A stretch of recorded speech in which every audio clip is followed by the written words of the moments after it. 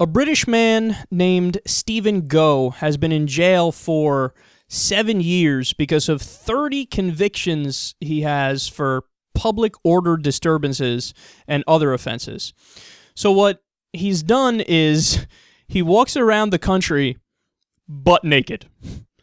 He goes totally naked. He just wears a hat and a backpack and some boots. And he just walks with his little twig, sticky legs, just walks all the way through the country. And as a result of this, he's gotten the name the Naked Rambler, because apparently he's not all there and he rambles a lot and he's naked, so it makes sense. So he argued in court that freedom of expression gave him the right to be naked wherever he wants to be. But the European Human Rights Court disagreed and they ruled against him. So I know this sounds like a silly thing to discuss, and it is at its core, but let's question this in a serious way. Was he right? Was he right to say, you know what, this falls within the range of what I view as my freedom, and fuck off if you don't agree. It's none of your business. And remember, when we talk about the libertarian standard for issues like this, which I largely agree with, which is you should be able to do whatever you want to do as long as you're not hurting anybody else, does this fall within that spectrum?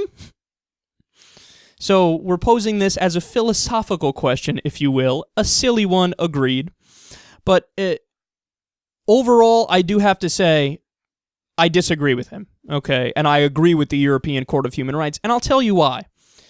I do think it's slightly different when it comes to nudity, because whether people want to agree with it, disagree with it, pretend it's the case or pretend it's not the case, whatever, being naked is a sexual thing.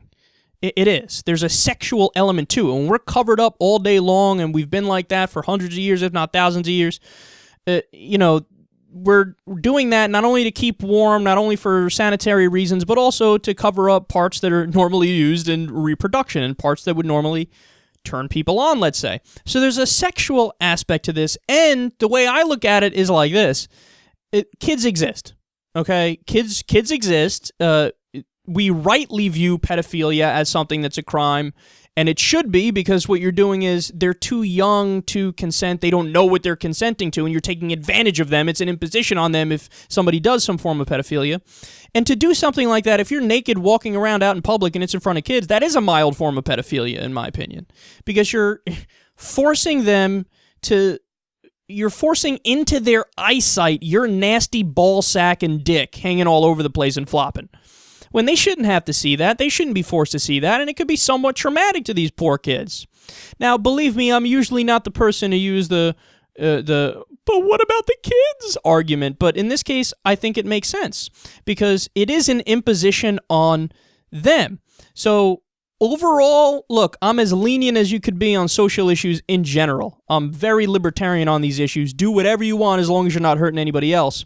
But in terms of some social norms that we've gotten used to over the years, this idea of wearing clothes and, in a sense, being forced to wear clothes to at least cover some parts of you, I do think there's a rational basis for that, where if you violate it, it can be viewed as some form of a sex crime because you're imposing on people to see your naked body when they don't want to.